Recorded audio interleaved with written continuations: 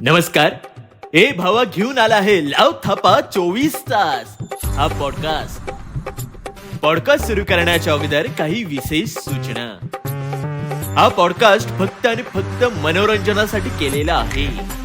यातून कोणीही कुठल्याही प्रकारचा बोध घेऊ नये. जर बोध घेतला तर त्याला आम्ही जबाबदार नाही. धन्यवाद.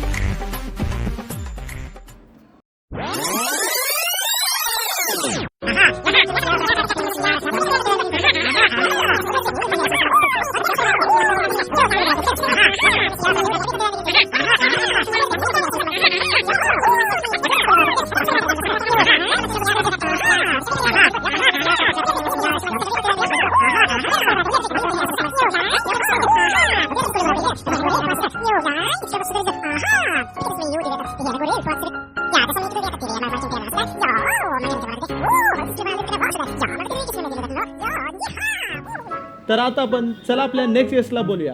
हे व्यक्ती कोणी साधारण व्यक्ती नाही. नॅशनल इंटरनॅशनल लेवलला ह्यांचे बिझनेस आहे. मोठमोठे ऑफिसर्स त्यांना घाबरतात. घाबरू नकोस. घोडा फक्त लोड केलाय, चालवला नाही.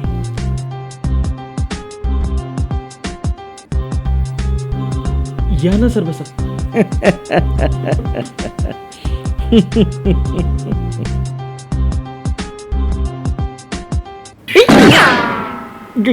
काय झालं? घोडा उदाळला.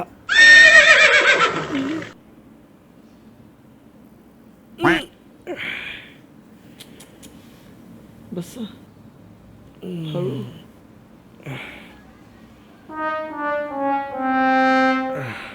तर आज आपल्याला मार्गदर्शन द्यायला आले आहेत स्वतः डॉन टाळ्या. असू दे का सर. तर सर, आजची पिढी तुमच्या फील्डमध्ये खूप इंटरेस्ट दाखवत आहे. म्हणजे कोण पण येते, कोणावर पण गाडी चालवते, 4 पानाचा निबंध लिहिते आणि सुटून जातोय. अशा होतकरू विद्यार्थ्यांना तुम्ही काय मोलाचा सल्ला द्याल? पहिला काय करायचं, एक लाल भडक रुमाल घ्यायचा, तो तोंडाला बांधायचा आणि रेल्वे स्टेशनला जायचा आणि त्या गर्दीत बारीक लक्ष ठेवून बघायचं. ज्याचा कुणाचा खिसा मोठा दिसेल त्याचं पाकिट मारायचं. पहिला माझं मारलं काय पाकिट, मग मी दुसऱ्याचं मारलं पाकिट, मग पोलिसांनी मारलं. काय पाकिट? पोलिसांनी काय काय मारलं ते सांगू शकत नाही आणि कुठं कुठं मारलं दाखवू पण शकत नाही. तुमचा प्रवास खूपच प्रेरणादायी वाटतो. अच्छा, ते राहू दे. आणखी काय काय केलंय म्हणजे अजून इन्स्पायर होतील? मग मी रुमालावरनं डायरेक्ट चाकूवर गेलो. मग मी हाफ मर्डर केला. कोणाचा? माणसाचा? कोंबडीचा. मला जरा रक्ताची भीती वाटते. मग मी 5 हाफ मर्डर केले. खचा खचा खचा खचा खचा. कुणा? कोंबडीचे? नाही, माणसाचे. त्यातनं मला 9 कोटी रुपये मिळाले.